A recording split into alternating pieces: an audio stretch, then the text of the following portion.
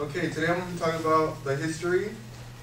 Today I'm sharing the history and duties of Alaska State Troopers.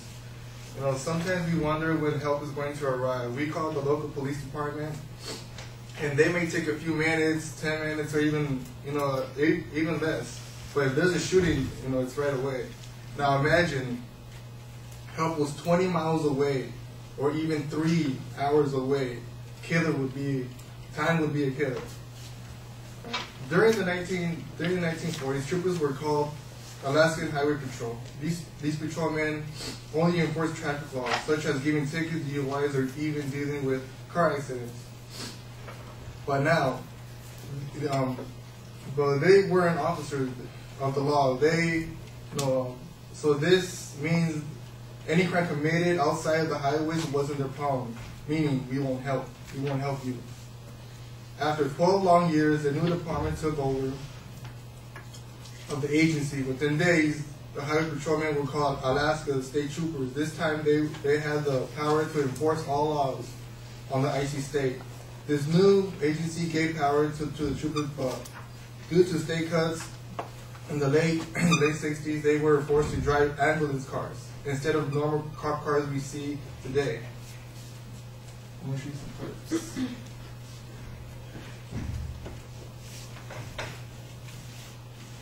Such as these quads, some of those boats, and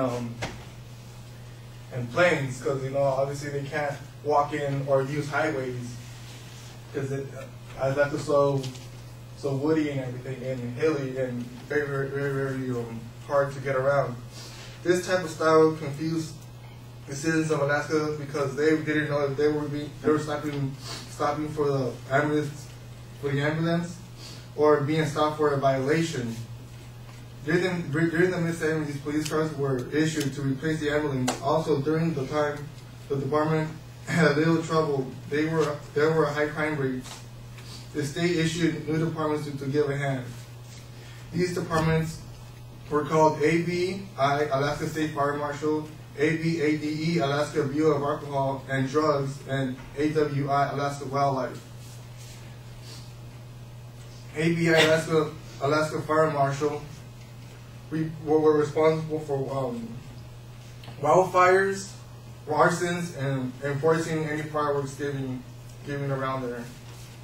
The ABADE, Alaska Bureau of Alcohol and Drugs, these troopers deal with DUIs, and anything that involve public intoxication. Because this state, Alaska State, is a dry state. So if you were caught in Alaska with a DUI, alcohol, anything like that, and you lived in the village people will kick you out because alcohol is not forbidden in any village at all.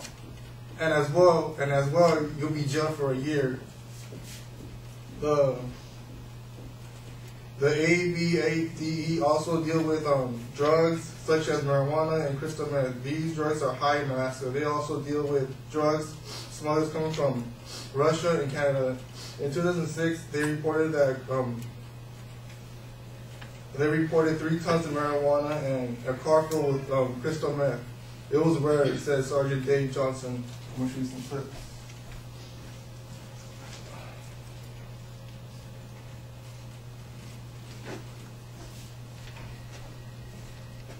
The troopers have changed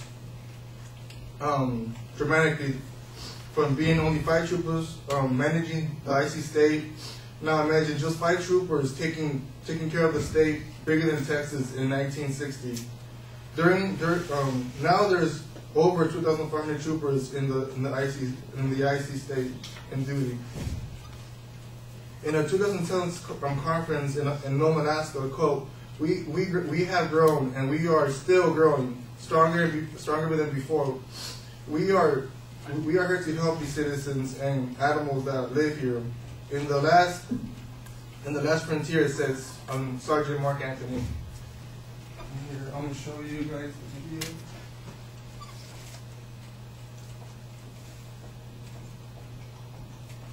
of Alaska. with wild terrain and piercingly cold conditions. We're in the negatives right now. This hostile environment needs tough crime fighters. You can't fight the law. The law always wins. Can I see your hand? You don't need to put me in the car! Hey, troopers, we got you surrounded. Come on out! These are no ordinary policemen. These are Alaska State Troopers. The brand new... As you can tell, even Nat Geo shows these Alaska State Troopers during their pursuits for criminals and everything like that.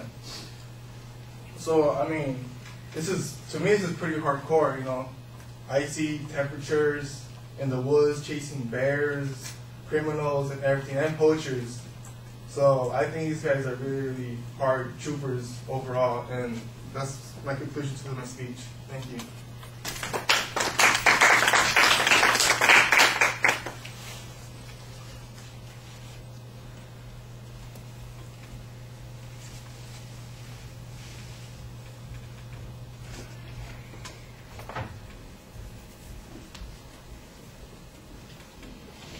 Hector, could you replace the mouse USB thing? Thank you.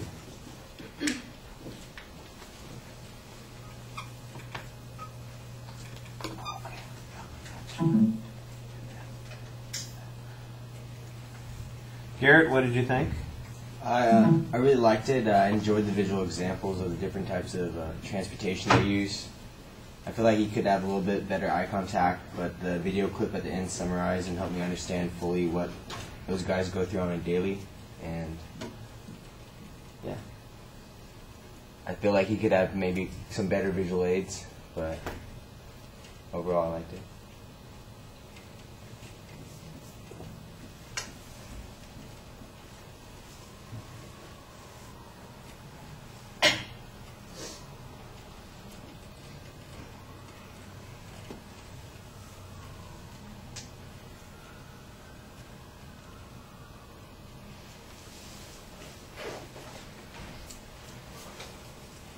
All right, Hector, you've got the opening backwards. You've got a visualization and a hypothetical that you're talking about, but you tell us, you use that after you tell us what the topic is. You want to go the other direction. Imagine being out there in the woods and not knowing if anybody is nearby coming near you, but fortunately today you don't have to do that because there is a much more professional force out there, the Alaskan State Troopers. Today I want to talk to you about the Alaskan State Troopers, blah, blah, blah, blah, blah. You've got it exactly backwards. It's like, you know, my speech today is on the Alaskan State Troopers. Now, imagine being out in the woods. So you've got them reversed, and it undercuts entirely the whole purpose of the attention device. The purpose of the attention device is to get us interested before we even know what the topic is. It's to pull us in. And you know, you start off with the topic. If anybody is disinterested or slightly bored, then they say, "Oh, I can tune out now." And you want it to work the other direction. You need a clearer preview of what the content is.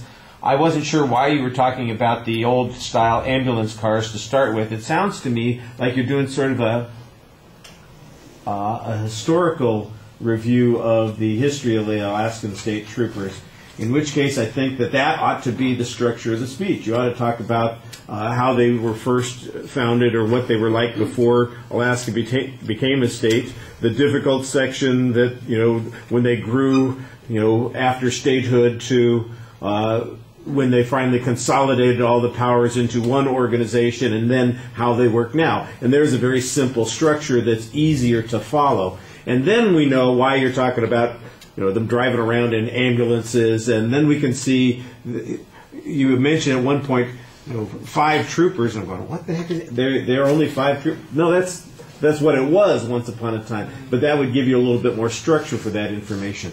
I thought the pictures that you had were fine, explaining a couple of concepts, the different modes of transportation, things that they're having to do. You get sidetracked into some other issues that you talk about. It's the responsibilities that they have. I think you need to have a couple of examples or illustrations to go along with it. Otherwise, it just sounds like, well, here's a list of the things that they do, and I think that that's not as interesting as it could be. The video clip seems to be, like, is that the reason that you're talking about this, is because you've seen that show? Yeah, no. I put it because it's an example of what they deal with.